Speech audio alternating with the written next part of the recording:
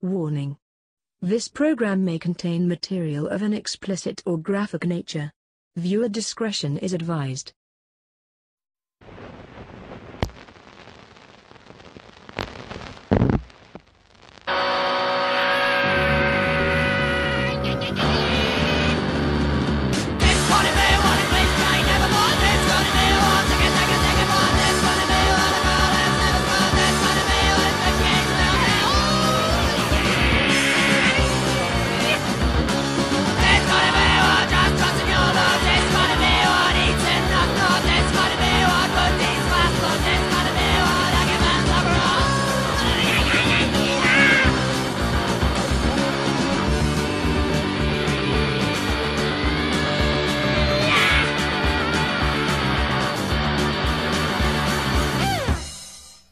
Broadcasting undead from the B ward, this is the Post Mortem Show. I'm Dom. And I'm JD. And today we're cutting some dicks off. That's right.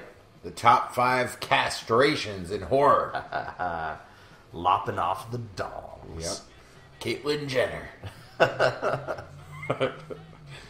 So, this episode will not have been broadcast yet, and this event will have already happened, but this weekend, going to New Jersey. Yeah. On Point Wrestling Survival of the Sickest 2, where I'm wrestling Danny Havoc in a carpet strip match. Ouch. Yeah, carpet strips, the tack strips. Yeah, fuck There'll that. be lots and lots of those. I've been hit by those outside of wrestling, and, or fallen on them, I guess I should say. They're not the worst, but they do suck. They bleed a lot. Long nails, Yeah. thin nails, so they go in deep. But yeah, by the time that this episode airs, that will have already been happening, and I may be dead. Yeah. So if you're listening to my voice right now from beyond the grave. Dun, dun, dun. Yeah, so got that looking forward to next weekend. But something we just received is listener Eileen sent over a horror game on Steam to us called Soma. Yeah. I'm looking forward to checking it out. Thank you, Eileen, for being nice enough to gift us a horror game, see how we like it. I haven't had a chance to play it yet. We will be reviewing it later, but yeah, as soon as I can get a chance, as soon as I get back when my body's healing, if I don't die this weekend. Right. So it's created by the people who made Amnesia: The Dark Descent, which is a great fucking game. Oh, so you played the... I played Amnesia, yeah. Oh, cool. And it's like Lovecraftian horror, and Amnesia is focused on surviving. You can't actually see the monster, because if you turn around and look at it, you just go crazy and die. Oh, that's cool. You can hear it coming. So you can't really fight it. No, you have to hide from escape. it and let it pass. And Yeah. you hide in cabinets and shit, and it's a lot. And then like uncover bits and pieces of the story. And the more you uncover, the more the monster comes after you. Yeah, definitely. Yeah, she suggested a list too, top 5 animated horror movies, which we'll be doing at another time. I don't know how many animated horror movies I've seen since I'm not too much of an anime kind of guy. Maybe we could just do Think of a few. like weird, like even just extreme animated movies. You know? Yeah, that sounds good. So we will be revisiting that on a future list. Today, we're cutting dicks off with the top 5 castrations. Yeah, we're setting that bar high here at Post Mortem. But before we get into that, horror news. In the new horror thriller, It Comes at Night, a father played by Joel Edgerton, who also is directing this. You know who that is? Joel Edgerton. Name rings a bell. He made The Gift. That made The Gift. Okay, yeah. And he's been in a bunch of stuff. He's a really good actor. And a pretty good director from what we've seen so far. But Joel Edgerton is a father. The mother and their teenage son are attempting to survive in a civilization-destroying pandemic in a remote house in the woods. When an intruder arrives pleading for help, they're forced to choose between kindness and potential infection. Oh. And this is one killer sickness. Interesting.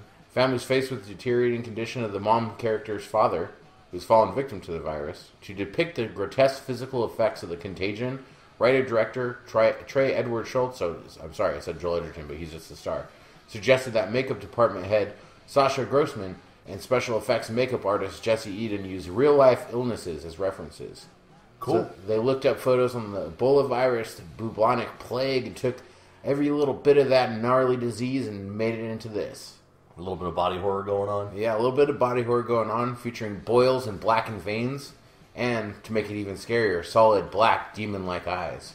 Okay. which is a little overdone nowadays for my taste, but I love Don't Kill It. Yeah, you can get some fucking sclera contacts for like, $30. Yeah, so. it's a good little effect. So. Yeah. Film's inspiration, though, comes from an emotional place. The cancer-related death of Schultz's father, who had addiction issues and had reunited with his son only shortly before passing away. Oh. He says it was a hugely traumatic, life-changing moment, but he started writing the opening scene based on that, and that's where this whole story burst out of. Okay, so it's a little bit of catharsis for the guy. That can make for a good movie. Yeah, that's like half sure. of Lars von Trier's career. Yeah, so taking real-life things and making it into your art. That's what every good artist does. Yes, for sure. Edgerton considers It Comes at Night one of the new breed of horror films that engage his brains as well as raise his hairs. He said, "Let's be honest, horror movies have a bad rap. His movie The Gift was pretty good. I know you liked it a little bit more than me. I did like it, though." He said, "It's up to movies like Get Out and It Follows," which I did not enjoy. No. It Follows and Nothing Happens. And this movie, I hope, to remove the stigma of what I refer to as the blood porn nature of horror. Horror films can be incredibly intelligent. So, I have conflicting views on that statement. Yeah. I'm down for some gore. I'm down for some blood. And you can make a gory movie that's intelligent. Yeah, The Void. Yeah. Yeah. You got stuff going on like that transcends just blood and guts. But I'm going to check this one out. Yeah. Looking forward to it. It Comes at Night. Cool.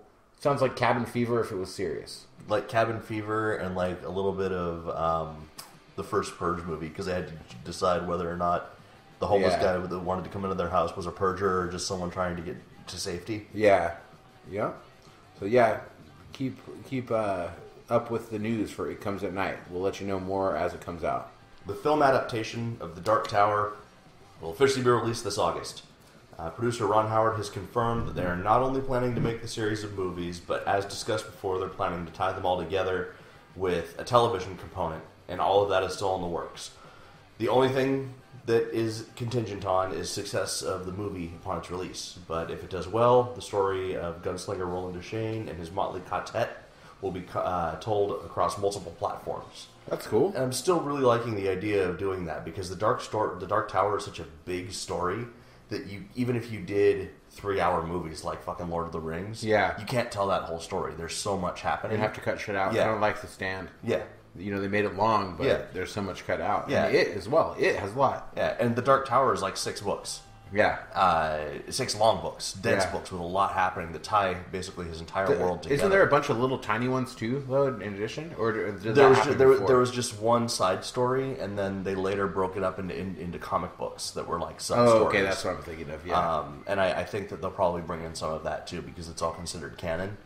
So I think that's a smart way of doing it, and especially because I'm not going to say which one, because I don't want to like spoil it and like put thoughts in people's heads. But there's one book that I think is not as strong as the other books in the series. Yeah, and they're doing that one for TV, and it takes place in the past when everyone's younger, so they don't have to bring in like the mega stars Matthew McConaughey and Idris Elba. Oh, okay. They just bring in different actors to play them when they're younger. That's kind of cool that they're doing it cross-platform like that. Ron Howard, though, man.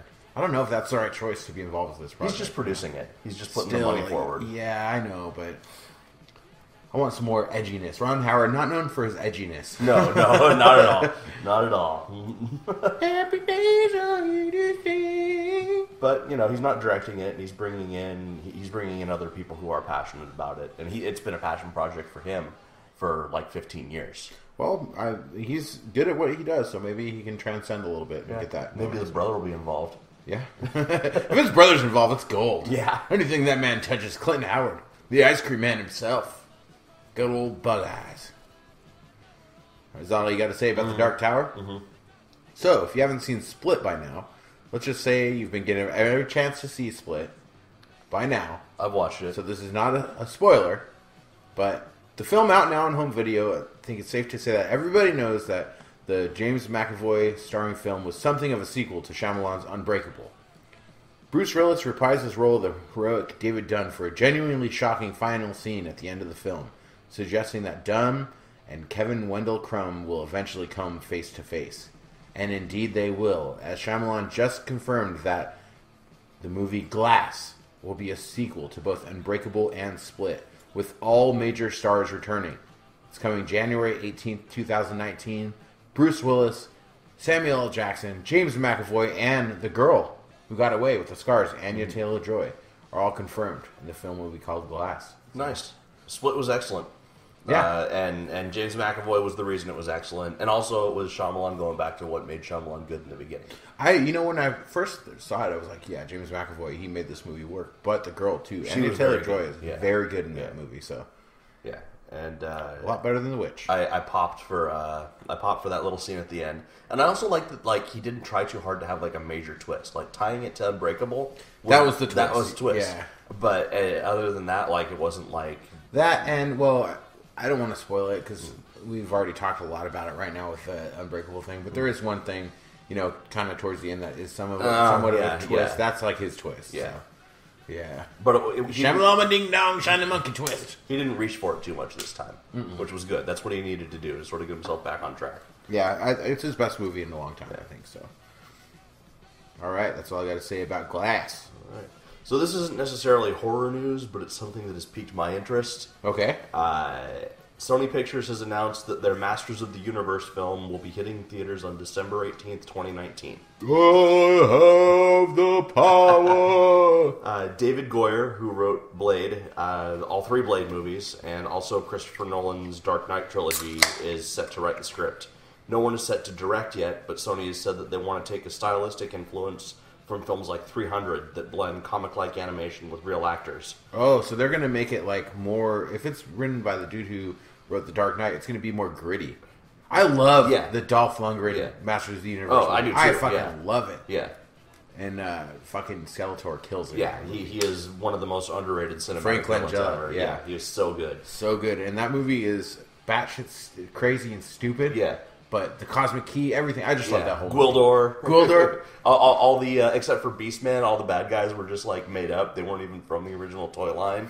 Man, speaking of Gwildor, you know what we haven't done that we need to do? Huh. The top 5 horror midgets. Yeah, I'm surprised we haven't done that yet. Yeah, that's, like, near and dear to my heart. Yeah. I love me some midgets. Yeah, we gotta get on that one. Yeah. We gotta get on some midgets. I've always wanted to get on a midget. I've never had the opportunity, but... Yeah. Now that I'm a married man, you have to get permission. You have to seek permission. Yeah, I have to seek permission. Come on, honey, please. It's a bucket list thing. Yeah, for real. What do they call it? Hall pass? Yeah. So midget hall pass. Speaking of bucket lists, I've added something new to my bucket list.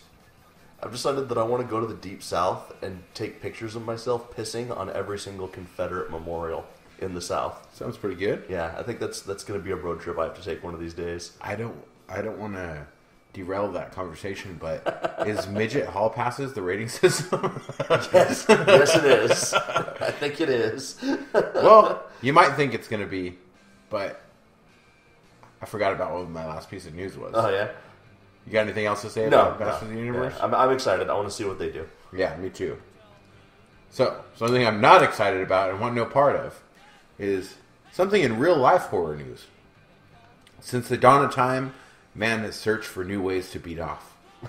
With every technological advance, the masturbation we have seen produced from real dolls to twerking butts. You ever seen the twerking butts? I've seen the twerking butt. Actually, you told me about it, and I had to seek it out. You have to seek it out. To the femskins. Yeah. From Men in the Rubber Masks. All of these masturbatory devices, but technology has taken to new heights. And Arlen Robotics may be taking it too far. They have introduced an animatronic dick-sucking robot called the Service Droid 1.0. 34% funded on Indiegogo as of the recording of this here broadcast. Animatronic dick-sucking midgets. Sex robots. Yeah. So there's a video, huh? There's a video which I'm going to play for you right now. I hope the audio comes through for the people here, but if you go to search for it, Arlen Robotics, you're going to find what you need to find, but you need to see what this thing is all about. Let me describe this picture first. It looks like the little girl from The Ring with her hair in her face, wearing a snow parka, brown pants, and riding boots, curled up on her stomach in a fetal position. Yep, that's pretty much what we got going, so here we go. Introducing the Model 1 service droid from Arlen Robotics, engineered to perform the most intimate, pleasurable human interaction. She's sucking a popsicle. At a price you can afford. Look at that's what it is The droid underneath. features a fully adjustable body, hiding in plain sight, disguised as a cushion and model robot warrior. It's designed to be assembled in seconds. All it takes is a folded blanket over the body, along with an outer clothing garment of your choice to create a model so realistic it will feel like another human in the room with you. Fingertip control allows speeds ranging from gentle foreplay to a punishing 120 cycles per minute, but with enough system latency to be safely stopped with a single hand. The soft, flexible entry gives smooth access complete with semi-hard teeth, a tongue, and throat contours gives a realistic experience. An internal tubular system allows free flow of air that promotes unrestricted movement. The exit tube can be covered with a fingertip during use to provide toe-curling suction on demand. The up to 100% human hair is attached securely, Up to 100%. flowing directly from inside the model's scalp. This can be washed, shampooed, ironed, cut, or styled any way desired. Plunging your fingers through the thick, luxurious, soft hair is all the buildup required for an intense, intimate experience. Guaranteed to give you a Forget boner hard if you touch the plastic hair. containers, vibrating balls, or rings that provide such unnatural sensations. Nothing can imitate that gentle, rhythmic, caressing motion of the head on the chest. Soft, scented hair brushing and flowing over the waist and thighs as you are slowly drawn to fulfillment. Nothing until now. It's time for the real deal. The future is now. The future is Arlen. Arlen, building brighter futures. Jesus fucking Christ. Building brighter futures. So, Like they're gonna educate the children Yeah. or something? How Yeah. to make dick-sucking robots? building robots to suck dicks so you don't have to. It said nothing has been this real until now. It also said the hair on the robot is up to 100% Yeah. human hair. Up to. And if you touch it, you'll instantly... That's all you need to do is touch this hair. touch the hair. You'll get, you're gonna get a boner. So for people who aren't brave enough to go watch this video, the body of this thing looks like, remember when you went to Chuck E. Cheese and you would get like the tickets, but like sometimes you suck at skee balls, you can only get like 3 or 4 tickets, and you go to the prize shop and you can get like a Jolly Rancher and something else, and there's always those little plastic frogs with the little tabs on the back, and you hit them and they'd hop. The body looks like a steel version of those little plastic frogs with Al Snow's head dummy fucking stuck to it, going up and down. You gotta cover it with clothes just so it's not just a piece of metal sucking your dick. Yeah. But the thing is, it kind of looks like a repurposed mechanical bull, like for a rodeo. Fucking robosexuals. So I have to say that whatever our rating system is, it has to be devised from this clip. If you guys want to check it out, you can go to motherboard.vice.com/en_us/article/don't-let-this-robot-suck-your-dick. Don't let this robot suck your dick. You gotta check that out. Oh my god. When I saw this, I was like, this is Post Mortem appropriate. Fucking A. So, what's the rating system? It's too bad we don't rate things in percentages, because we could rate it in percentages of human hair. Wow. Up to 100%. Up to Human hair. Yeah, so like... Not necessarily 100%. Yeah, it could be 80% human hair and 20% gorilla hair. Yeah. A punishing 120 beats per minute. Punishing sex robots. That's good. Punishing. Yeah, there we go. I don't like to think of my dick and the word punishing in the same thought. Yeah. Wow. Yeah, that's on another level, We got the fucking disembodied, there's like disembodied like tits and pussy that you could fuck. There's semi-hard teeth on that. Semi-hard teeth, realistic throat contours. Yeah. that's the rating system, realistic throat contours. We're changing it up. That's what we're going with today. Yeah. Realistic throat contours. I thought it was pretty extreme when they had the fleshlight that you could hook up to your iPad and like fuck your iPad. Yeah. But now like you could set your iPad on it. Yeah, no, you get this dick sucking robot. Yeah. You get a virtual reality headset. Yeah. Point of view porn. And you let that dick sucking robot go to town. What if you can time the bobs? Time bobs. That's the future right there. It's not time cop, it's time bobs. Time bobs. Jesus Christ, that thing is horrific. Let's get back on track. So this summer, Madame Tussauds Wax Museum in London will be hosting a special attraction based on the Alien films called Alien Escape. They're also hosting a contest to pick one fan to star in a short film that will be at the center of the attraction. A preview of the attraction can be viewed at MadameTussauds.com, www.MadameTussauds.com/alien, along with information about how to enter the contest. So if you're one of our listeners and you're in the UK, and you want to be part of the Wax Museum's Alien attraction, this is your opportunity. And the little ad they had showed a very, very quick clip of one of their alien wax dummies, and it looks pretty awesome. I don't think that I want to hear about wax dummies after watching that clip. Alien wax dummy. Yeah, and you know what? This episode is also top 5 castrations, and then the dick sucking robot. It's all coming together like butt cheeks. So that's serendipity. That's it for horror and horrific news. Yeah. We will be back with the top 5 castrations and some nostalgia killers. Yeah, we're going with nostalgia killers. We're going to talk about some movies we've recently talked about after this. Hi, thanks for listening to the Post Mortem Podcast. If you want to support us, go to our website at www.postmortemshow.com and click the Amazon link. By clicking on the Amazon banner, Amazon will give a small percentage of the purchase price of your item back to the Post Mortem Podcast at no additional cost to you. That's right. It doesn't cost you any money. We get money. You want us to keep doing this? You want more Doug Jones talk? You want more dick and fart talk? I don't care. We're going to do it. Fund our filthy, filthy habits. Yes, and they are many and they are fast. And most of them aren't legal. Yes. Click the banner. Just do it. Come on, don't be a dick. Give us money.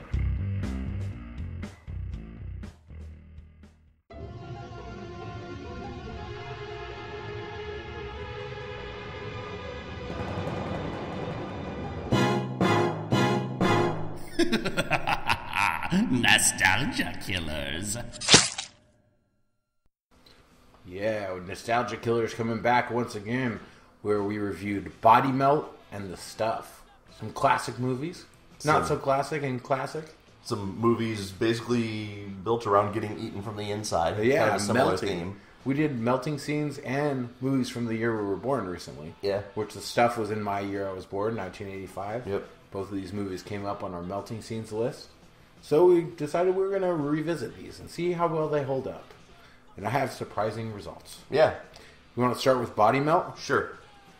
1993, written and directed by Philip Brophy, starring the combination of some successful Australian soap opera actors and some no-names. Body Melt. Residents of a peaceful Pebbles Court, Holmesville, are being used unknowingly as test experiments for a new body drug that causes rapid body decomposition, melting skin, etc., and painful death. Painful Explosion death. Explosion? Is that a word? Explosive. Explosive? Explosion? Explosion? Explository. I remember the VHS box art more than the actual movie. Yeah. Most IMDb reviews compared this to Brain Dead, aka Dead Alive. But I think it's a lot more like another Peter Jackson classic, Bad Taste. Yeah, it's a little more similar to that. I really thought of Bad Taste when I was watching this fucker. What did you think about it?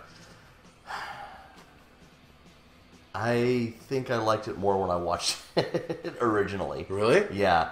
I liked it a lot more now. I think I had...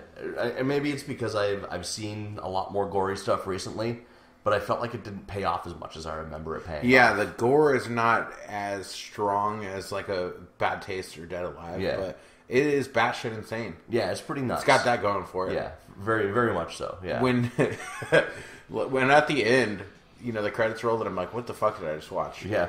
I saw written by, it said, based on 4 different short stories by this guy, combined into one movie. It kind of had that disjointedness going for it, going within it too. It's like Australian version of The Taint. Yeah. Yeah. Little toned down, but 1993, so. What do you want to say about this before we break it down segment by segment? I feel like they had something that they wanted to say. They had something that they were trying to do, but something, whether it was budgetary constraints or maybe they just weren't as creative initially as they thought they were, or maybe they ran out of ideas. Something kept getting pulled back every single time. Yeah, you know, it felt like it was building to something bigger and trying to be much more than it was. I don't think they had any clue what they were doing. Yeah, that might have been it too. Yeah, but it kind of worked for me. I kind of like a little bit of insanity sometimes. Yeah. I mean, I like a little bit of insanity, but it didn't have. I mean, maybe it's because I try to compare it too much to Peter Jackson, who at that phase in his career was doing insanity really, really well. But it was insane, but it wasn't fucking batshit insane. Like, it could have gone way more over the deep end than it did. I don't know. You got those fucking. Let's get into acting and characters. Okay. That would explain. Weird jogging guy. Yeah. In a singlet. Yeah. Australian DJ or rap kids. I couldn't really understand what they were. They were supposed to be like stereotypical Italians, but Australian. Yeah, that was kind of strange. They were like Guidos. Non-confrontational cops that don't want to bust people or give them, hey, I want to talk to you about this. I gotta go. Okay, that's fine. Yeah. Melting car chase scientists. Inbred rednecks. Rock-skipping kangaroo murder to steal his adrenaline. What the fuck? That was really funny. My favorite part of the whole movie, the buff guy with the little kid voice and the exploding boner. Mm-hmm. That guy was my favorite. With the little tiny kid voice, the big old buff guy. Yeah. The acting is funny, bad, but a lot of cool characters. You know, the redneck characters were the ones that shined for me. Really? And I wanted to see more of that. Like, that part was nuts. There's no main character in this movie. That's the problem. Yeah. There's no. I thought those rap kids were going to be like those Italian, whatever you said, like stereotypical Italian but Australian kids. Yeah. I thought they were going to be the main characters at first. Then you got the doctor lady. Yeah. There's no real main character. No, it just kind of jumps. Characters come and go. Too much. Yeah. It doesn't leave you with anything to give a shit about other than like, this is going to be a really fucking gory movie. Yeah. And then it does, like, the scene where the other big buff guy is fucking the girl, and he takes the body melt pills, like, right before he goes and bangs her. They just say vitamins on them. Yeah. And he's banging her, and he's choking her, and he's, like, going crazy, and he looks like he's about to explode, and then his back just splits a little bit.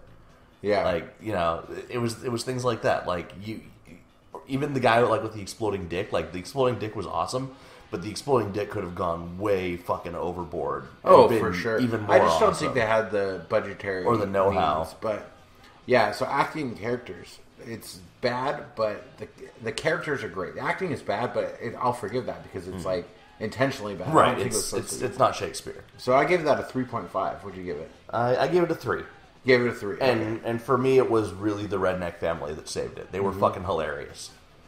All right. Story and writing. So much is happening. It's convoluted, disjointed, but also funny. You got suburban areas with the pharmaceutical mayhem plot turned into partial The Hills Have Eyes at one point.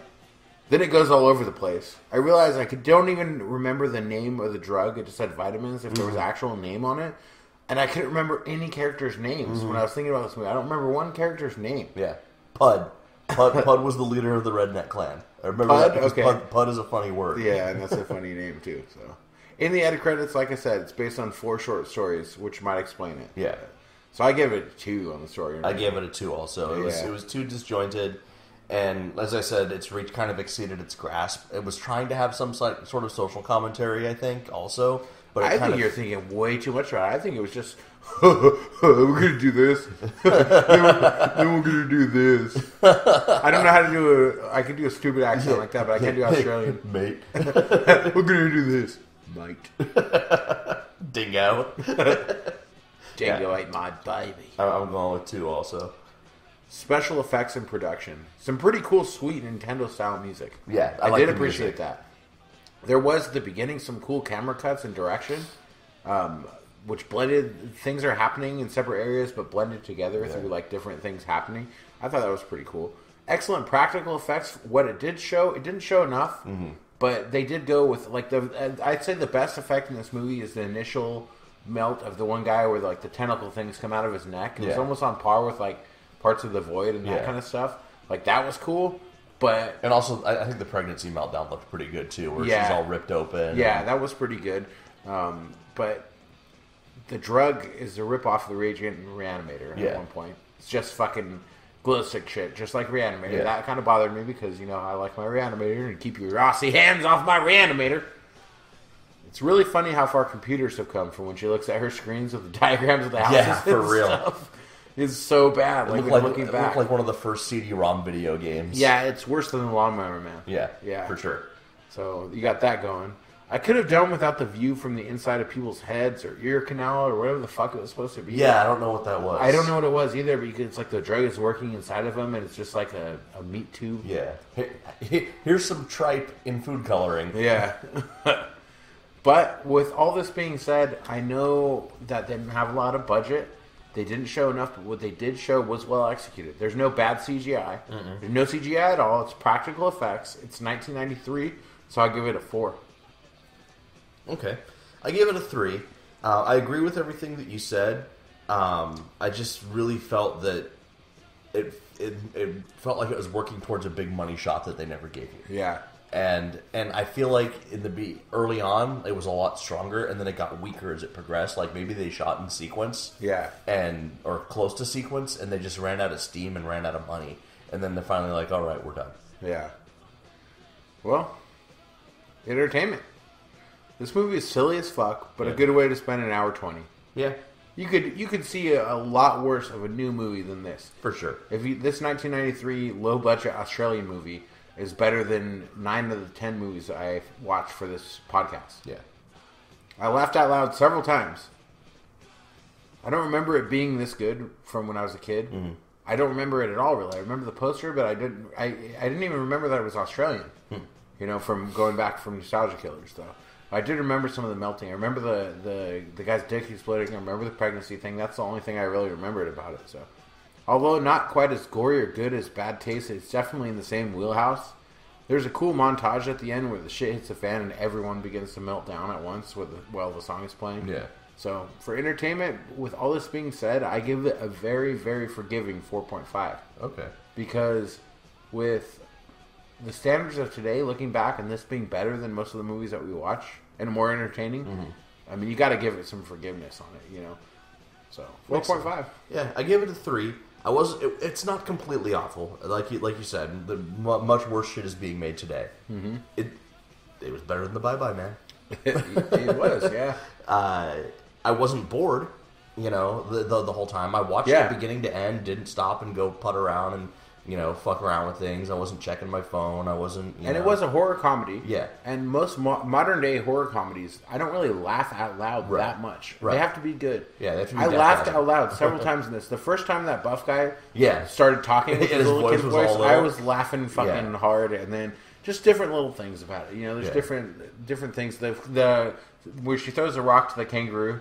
I laughed out loud so hard. I did a spit take because I had totally forgotten about that scene. Yeah, because the way it just it gets hit and then falls over. It just takes a bump randomly. And it doesn't even show the rock. She throws the rock and then it just shows the kangaroo falling. Yeah. They had stock footage of a kangaroo, just like narcoleptic kangaroo. Yeah.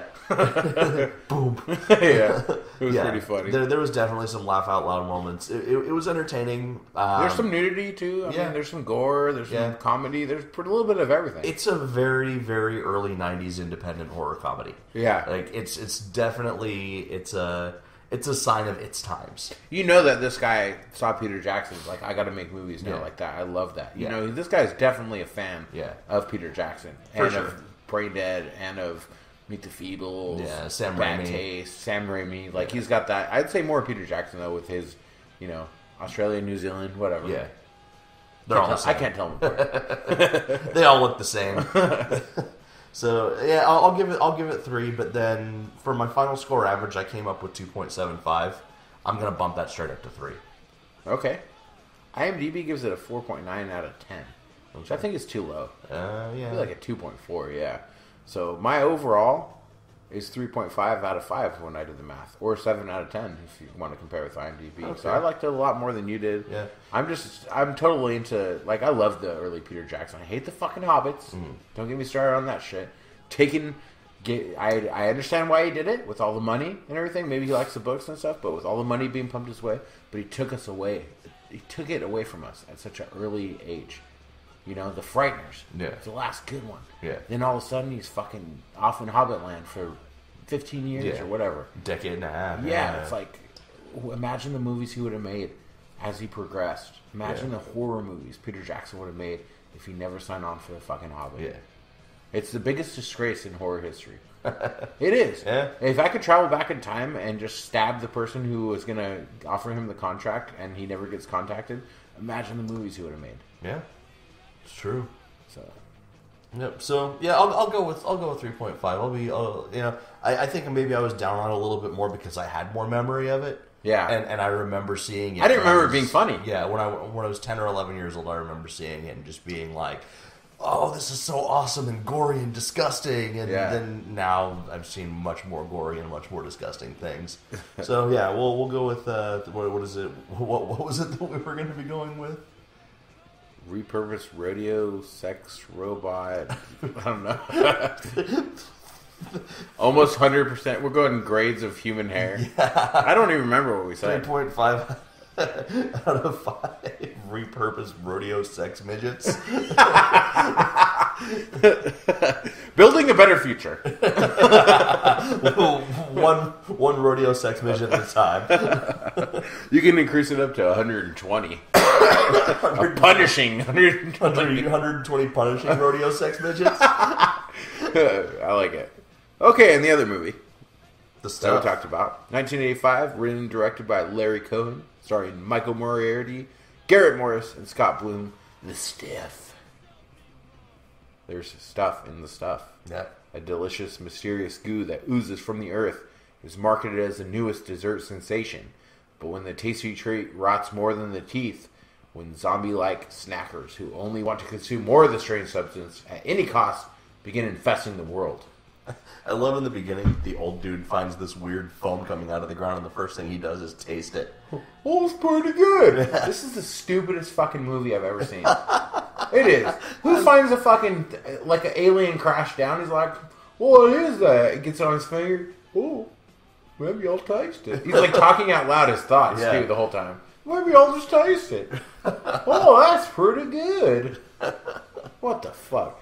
We talked about it in 2 recent episodes, top 5 melting scenes and top 5 movies from the year you were born, so we had to revisit it.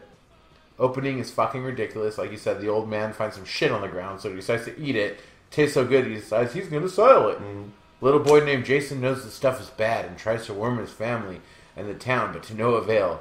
David Mo Rutherford, a.k.a. they call me Mo because I always want Mo, tells everyone to come find out more about the stuff since it's been approved by the FDA with no ingredients because the top officials retired after being bribed to release the stuff for human consumption. What the fuck? I fucking love this movie. I think this movie's a pile of shit. Really? We defer, yeah. Really? Oh, yeah. Oh, very, very hard to get through. I remembered it more fondly, but man, this fucking... If you talk about the other one having bad writing, this is worse. The acting is so fucking bad. Let's just go straight into it. We can talk more about it at length in our segments, but acting and characters... David Mo Rutherford is annoying as fuck with his fake southern accent. The little boy Jason is a shitty actor, like they grabbed some kid off the fucking street. Since for some reason he knows the stuff is bad, he goes and vandalizes the grocery store to destroy it and save his community, but when he does it, he has this Rick's death face and no emotion. Like he's breaking shit at the grocery store, and he looks like a fucking rotting corpse. His facial expression is terrifying. It's like that old lady that I told you about, the retirement home, grabbed my arm. Yeah, all Rick. He's got that fucking face. This little kid while he's destroying the stuff. Yeah. And I do not like him at all. The highlight is Chocolate Chip Charlie, played by SNL alumni Garrett Morris, with his smooth talk and karate moves. He was the best character. He's pretty awesome. He's one of the best characters in cinema. He's the only good character in this movie. Name me another better character. The army guy's a douche. David Mo Rutherford is a piece of shit. The little kid is a piece of shit. Yeah. I wanted everyone to die by the stuff in this movie, except for him. And what happened? The fuckers live. And Chocolate Chip Charlie has an extremely wide jaw, like unhinging like a snake. It's on my honorable mentions, I think, for my melting scenes. But yeah. He definitely has the punishing 120 beats per minute. You okay? I'm choking over here. You need a second? Yeah, pause it real quick. We had to take a slight break because Dom was Dying. I don't know what happened to you. As you heard in the background. Choked on my own. I was choking on the stuff. He was choking on my jaw's about to unhinge. I'm going to come at you at 120 beats per minute. I was going to say you're choking like you're getting 120 beats per minute. So, acting characters, Dom. What do you think about that? I gave it a 2. I mean, it's not Shakespeare. This is Roger Corman level shit.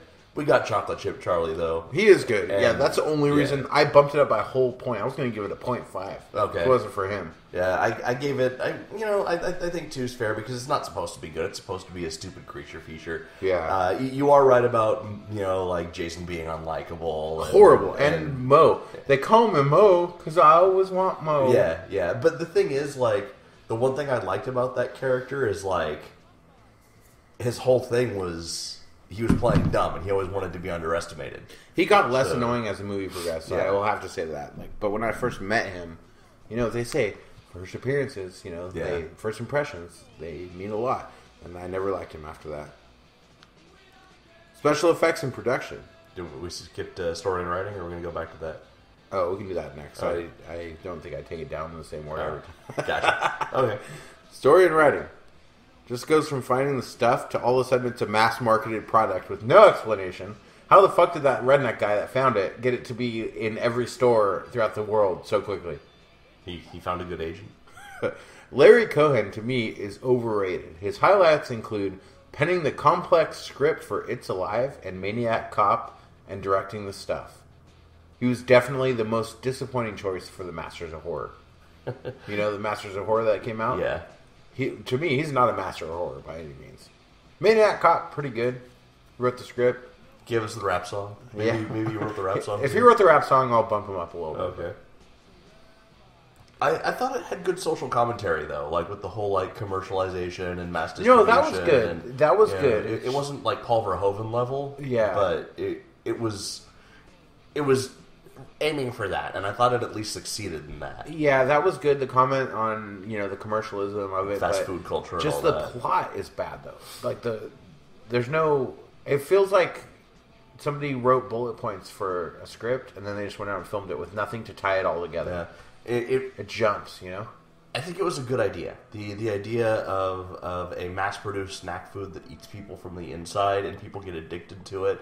That's all a commentary on like aspartame and shit like that. And drugs. Yeah. It's basically drugs and commercialism, And so I thought all of those things were very good ideas, and for the time it was original because no one else had really touched on that yet. Yeah.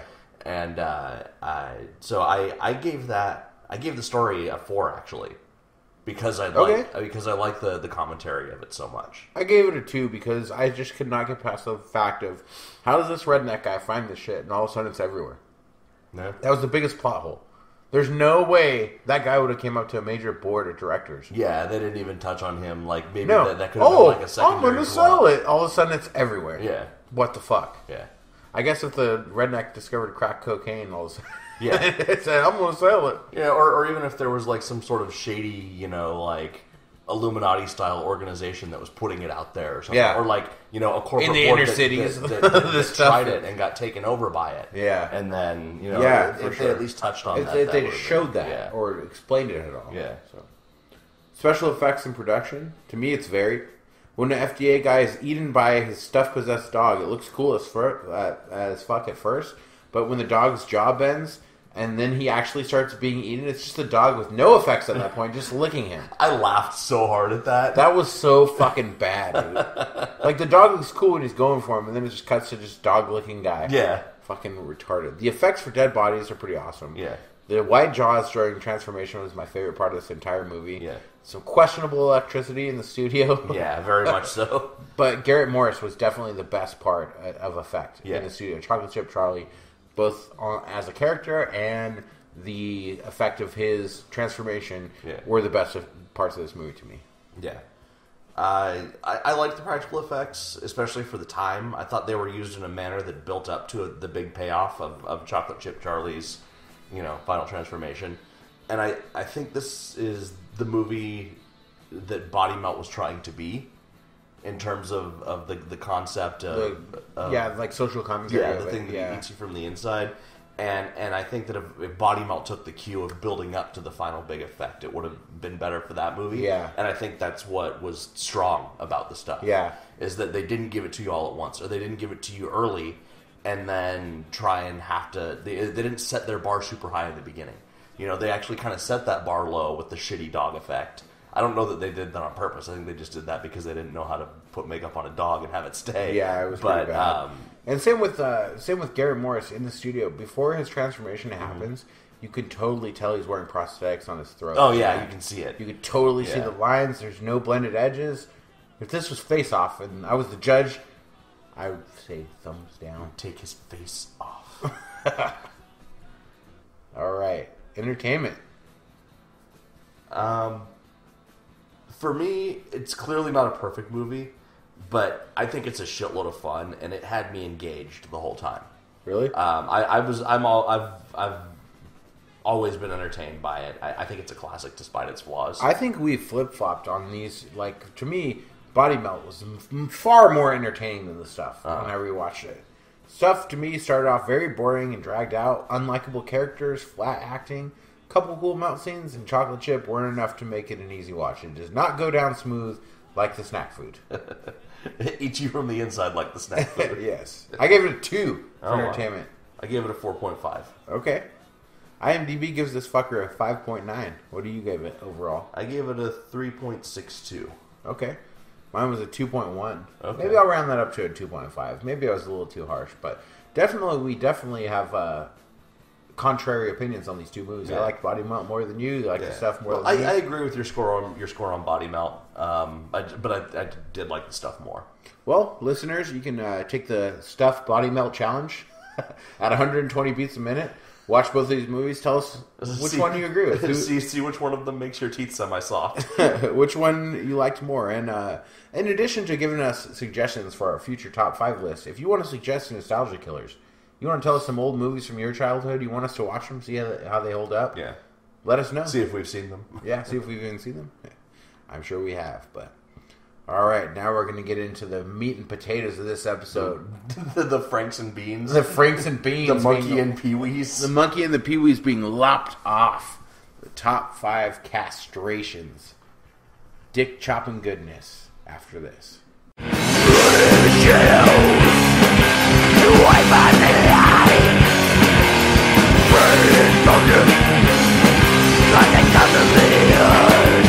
Available now at gravecommand.bandcamp.com. The debut album of Grave Command. Yeah, what happens when you get deep, crust, grindcore, and combine it with Motorhead? It gets brutal as fuck. That's when you get Grave Command. We are not fucking around, ladies and gentlemen. It is my band, Grave Command. It's our first CD. It is available now. Soon it will be coming out on vinyl record, CD, and even cassette. And 8-track. Anything like Hall & Oates. It doesn't sound like Hall & Oates, and we're going to have 8-tracks, cassettes, CDs, vinyl records. Yeah. Any format. Hand-cranked phonographs. Laser discs. You're going to etch it into a cave wall Those and have little... someone play it on a pan flute. Those little wax tubes. Yeah. You know, Thomas Edison first recordings? Yeah. I'm gonna go that far to get this fucker out there, but if you guys like punk rock... We're going to have like a blind homeless man fart it into a can and then mail it to someone. That's exactly what the recording is, though. Oh, okay, cool. But if you guys like punk rock, check it out. Grave Command, we're on Facebook, and you can get some free preview tracks at gravecommand.bandcamp.com.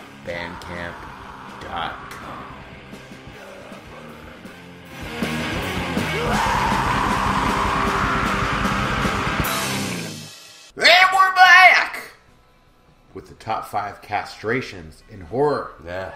Horror castrations. This list brought to you by the fucking company who made that sex robot. What's it called again? You're going to be hearing about some horror castrations there. Yeah, that's some gonna real be life horror castrations. Real life horror castration. Yeah. So Man, I thought this was going to be a hard list and take some research. Nope. Yeah. There's a lot of castration in horror. Just a little bit of quick reminders. And I went also away from horror a little bit into some still movies that have extreme scenes in them. But, exploitation style movies. Exploitation like has a lot of castration scenes. So, yeah, I have a lot of exploitation as well. And I have a lot of honorable mentions. Nice. I'm sure we're going to have some crossover, if not on the list, but an honorable mention. Yeah. So. You want to start us off this week? Sure. My number 5 comes courtesy of Last House on the Left, the blowjob castration scene. Oh, yeah. I put it on the honorable mentions because I thought it was right out there. Yeah. I thought maybe you'd have it. And I try to go more obscure, but some of mine are pretty right there, too. So. Yeah. Yeah, fucking Last House on the Left was definitely an extreme movie for its time. Extreme for its time. The actor really sold that scene. Yeah. It was with the eyes. The thing that gets me about Last House on the Left is that the music is so out of place in the rest of the movie. It's all like 1960s folk music. Yeah. So like nothing sounds jarring. Yeah. It's a very. I don't think Wes Craven had quite learned how to use music in films yet, or maybe that was all he could afford. Who knows? Yeah, but sometimes it works when it's so opposite. Yeah. You know. But yeah, that scene's great. They pushed some limits on that and gave us something that all men fear. Yeah, definitely. Especially when you're getting sucked off by a robot. Yeah. With semi-hard teeth. My number 5, Ron Jeremy, a.k.a. Daddy, castrated by his hermaphrodite son in a movie called Terra Firma. Yeah. While it does not show the actual castration, it does show the aftermath, as well as his mangled face and genitals. Dick cut off, not balls. I mean, castration technically is the balls, right? Yeah, we're just kind of going with genital destruction. Yeah, genital destruction. So he's still got balls, but he's got no dick. Yeah. So I went with either dicks or balls. Yeah. Or the combination of the two. So for sure. Yeah, but Ron Jeremy in Terra Firma. I love you, Daddy. And it's such a legendary dick to be destroyed. Yeah. They knew what they were doing. Amazing Grace. Amazing Grace. Making hermaphrodites shit in buckets. All right, number 4. My number 4 is from RoboCop. The bullet through the dress to the dick. That was pretty awesome. The rapist. On my honorable mentions. And the thing that makes that better is these guys got together and they created a independent fan film called RoboCop: The Director's Cut. And they actually got a full RoboCop costume. And they did a sort of shot-for-shot remake of RoboCop, but all of the violent scenes, they just dragged out to the utmost extreme. So that, like, they reenact that scene of RoboCop shooting through the dress and shooting the guy's dick off. And then, like, an army of rapists just descends on RoboCop. And it's all these guys running at him like, and they've all got boners in their pants. And he's just shooting off dicks, and then they're all running around with their dicks hanging out of their pants. And he's shooting the dicks, and those dicks are exploding. That's awesome. Yeah. I need to see that. I'm sure it's on YouTube or somewhere on the Probably internet. not with all the dicks out, but... I need to check that out. I sometimes. really want to... Ever since our Melting Seas episode, I really need to show my son RoboCop. The original RoboCop. Yeah. It's so fucking good. Even the second one's worth a watch. Yeah. My number 4, Hard Candy. Yeah, it's my number 2. Okay, we'll wait to go to that then. So, Number 3. number 3. My number 3 is Yellow Bastard getting his dick pulverized by Hardigan at the end of Sin City. That's pretty good. It's on my honorable mentions since it wasn't really horror or exploitation, but it's definitely graphic as fuck. It sort of stands on its own as It what it does, is. I mean, yeah. I guess it's exploitation noir. Yeah, I guess so, yeah. But yeah, definitely worth talking about here on this episode. Great use of sound. Yellow balls. Yeah, great use of color. The second one is so bad. I didn't even bother with it. Yeah, it's bad. It was like direct to video, Yeah. horrible. First one's really good. Yeah, though. I love the first one. I saw the first one in the theater twice. Oh wow! And I remember as I saw it on opening day, because I'm a big fan of the Sin City comic book, and people were walking out of the theater because that movie was so intense with its violence. Even though there's like no real red blood in the movie, it's all just. It's the way that I like to see violence on screen, where it's fast and it's unpredictable and it's hard and like everything just has this like whoosh quality to it. Like you can feel the bones being broken. Yep. And that pulverizing of the similar to, like you said, like Paul Verhoeven with the RoboCop and the Starship Troopers. That kind of violence is very graphic and realistic, and so it's good shit. Number 3, right? Yeah. My number 3, have you ever seen a movie called Little Children? I have not. Dude, you need to see Little Children. What's the guy's name that... I can't believe I can't remember his name right now, but he played Freddy in the remake. Jack Earl Haley? Yeah, Jackie Earle Haley in this movie plays a character named Ronald James McGorvey. He's a pedophile. Okay. Right? And he self-castrates himself in a playground to cure his pedophilia. Wow. It's super intense. This movie is amazing. Little Children, you need to watch it. It's a great fucking movie. And he cuts his own dick and balls off in a playground because he just can't stop he can't cure himself. So he does it, and society can't cure him, so he does that.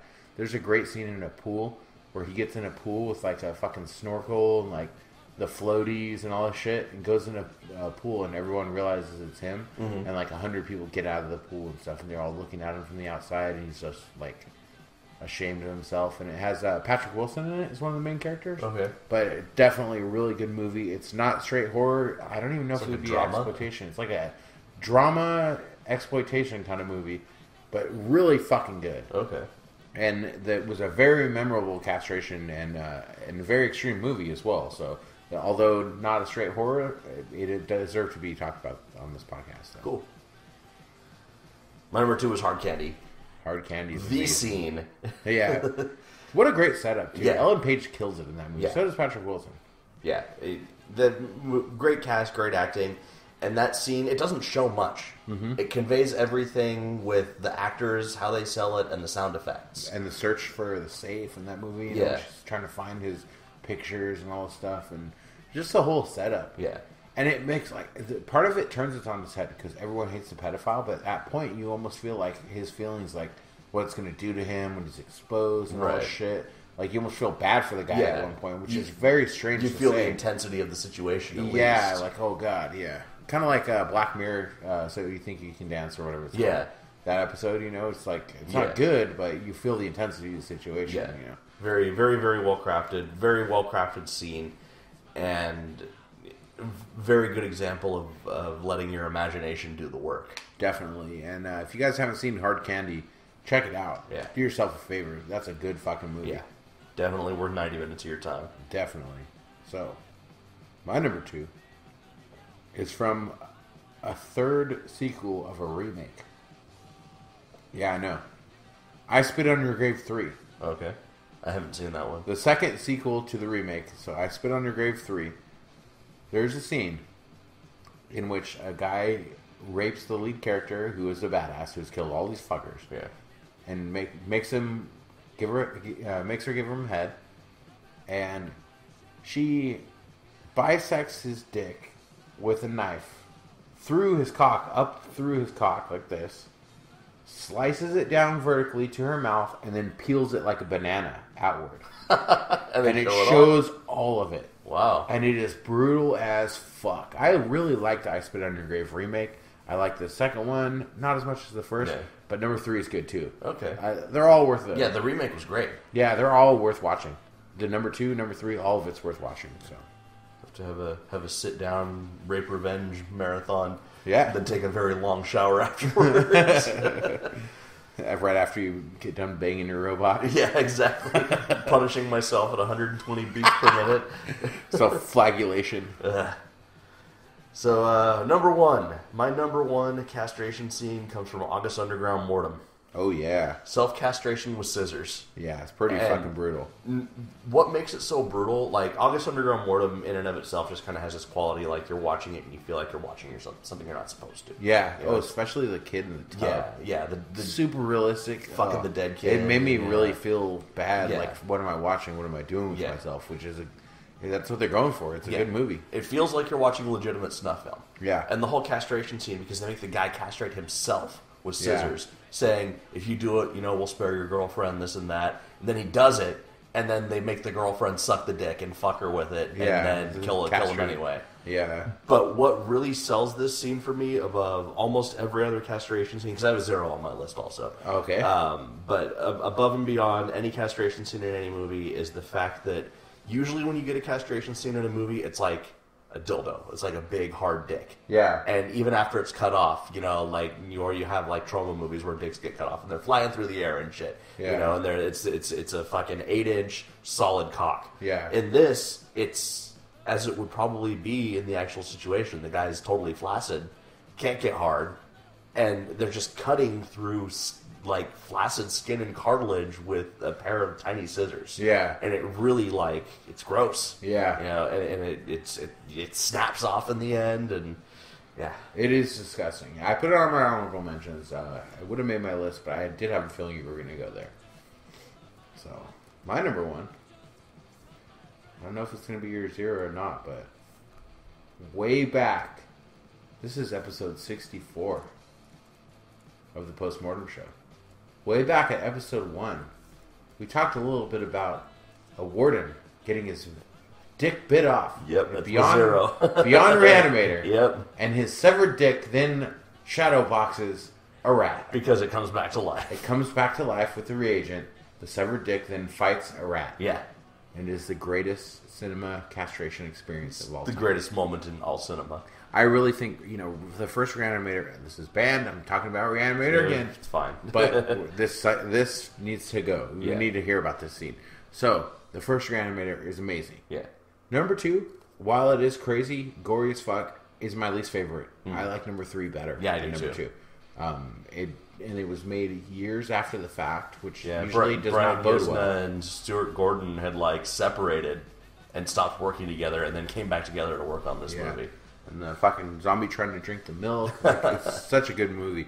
And the fucking warden, I hate that fucker. Yeah. One of the most unlikable characters of all time. And just gets worse as the movie goes on. Yeah, definitely.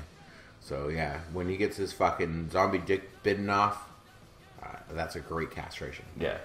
So that's why that's my number 1. Yeah, that's definitely the castration moment in all film. Yes. Honorable mentions. Honorable mentions.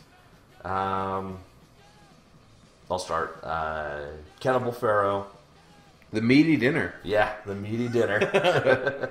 Night of the Demon. The biker gets his dick clawed off while he's peeing. I've never seen that. It came up in my research, but I've never seen that movie. Is it good? It's cheesy. It's not a good movie, but that's a good scene. Also, thinking of speaking of like bikers and greasers with their dick getting attacked, the guy peeing in Brain Dead. Mm-hmm. I forgot all about Yeah, that. that's right. Yeah, it's not even on my list. Bikers like to get their dicks cut off in movies. It's a thing. I think there's a castration in Dear God No also. Yeah. Pulp Fiction, Zed taking a shotgun blast to the dick. Oh, yeah. The Doom Generation, castrated with garden shears. I love that movie. Yeah, it's a really good movie. I didn't like it when I first saw it, like when it first came out, because I didn't get it. Yeah. But going back and watching it now, like Gregor Rocky, it was way ahead of his time making those movies. And last it's the kid from Independence Day. Yeah. Dad, no. Cheap Keanu Reeves. Yeah. And cheap Rose McGowan, who's Rose McGowan. And my last one is The Taint, the whole fucking movie. Mm-hmm. It's just castration after castration. It is. It is on my honorable mentions, as well as Hostel 2, castration and dog food. I have not seen that. Really? Yeah. You never seen Hostel 2? Uh-uh. It's good. Yeah. It's actually pretty good. Huh. Yeah, there's a fucking wait. scene. Yeah. No, I do And know what it's you're talking about. Stewart, and he's in a bunch of other movies, but he gets his dick and balls cut off at the end and thrown to dogs to eat. That's right. As he begs for his life. Yeah. And says, fuck you, bitch, all this stuff. It's great. There's a movie with Sean Connery called Just Cause. It's a drama. It's not a horror. It's not an exploitation, but there's a great castration, not seen, but implied, and it explains the whole movie. Gotta watch it. It's good. I give it like a 9 out of 10 on the movie. Yeah. Last House on the Left, Mommy Bites the Dick Off. The bathtub castration from I Spit on Your Grave. That's a good one. The Meaty Dinner from Cannibal Pharaoh. RoboCop interrupted rape shooting castration. Teeth. The movie Teeth, where her vagina has teeth and she bites people's dicks off. Oh, I forgot about that movie. It's all right. It's good. It's a good original. concept. Yeah. Vagina dentata. The yellow weird guy castration from Sin City. Headless has a castration scene. It does. Caligula. Yeah. Has some castrations. The Taint. Antichrist. I'm flipping this on its end with the clit removal. Clitectomy. It's a castration. It is. August Underground Mortem.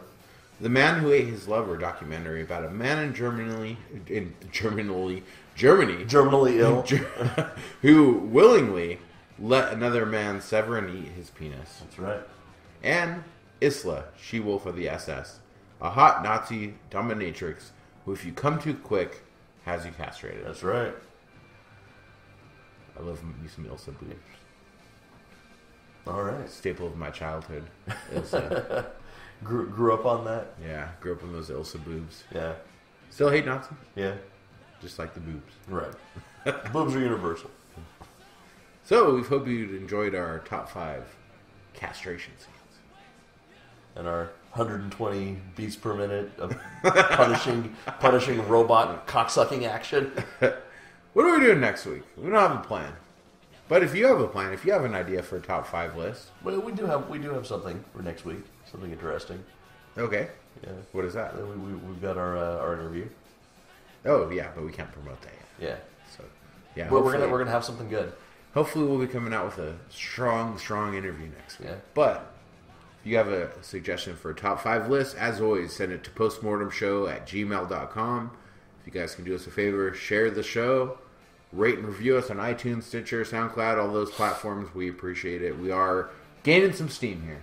That's right. Gaining some steam. We're up in our beats per minute. Yep. If you guys click through that Amazon ad, we will buy that sex robot. Yeah. It's 1,100 or 1,000 pounds of British money, which is like $1,200. So if we can get that amount of click-throughs, we're gonna buy it and get you a full review. Rate and review the sex robot. I will test it. Don will test it at the initial rate, and I will test it at the 120 beats per minute. Yeah, you're gonna have to do that one. You've got kids already. All right. Well, as H.P. Lovecraft once said, as he turned up the dial on that robot to 119, if it smells like fish, throw the fucker back. Sex robot, sex robot, sex robot, sex robot, sex robot, sex robot, sex robot, sex robot, sex robot, sex coming robot, to your town. sex robot, sex robot, sex robot, sex robot, sex robot, sex robot, sex robot. Do you want to get down? Sex robot, sex robot, sex robot, sex robot, sex robot, sex robot, sex robot, sex robot, sex robot, sex robot, sex robot, sex robot, sex robot, sex robot. Still fucking out there. What does he want? Did you call the police? Yeah, like 2 hours ago.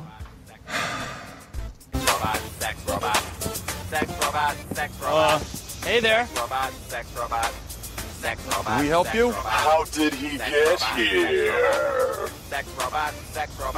How did you get here? And what does he want? What do you want? He wants sex. Well, that is not happening, Buster. He'll never stop. Yes, he will.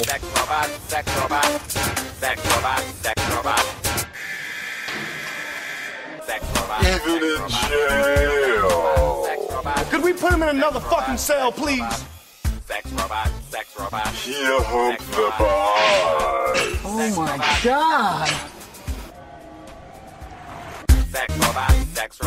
What are you? Do you want to get down? I told you no! Sexing up your town.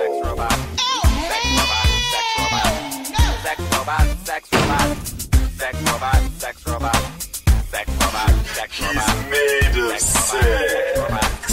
Sex robot, sex robot, sex robot, sex robot.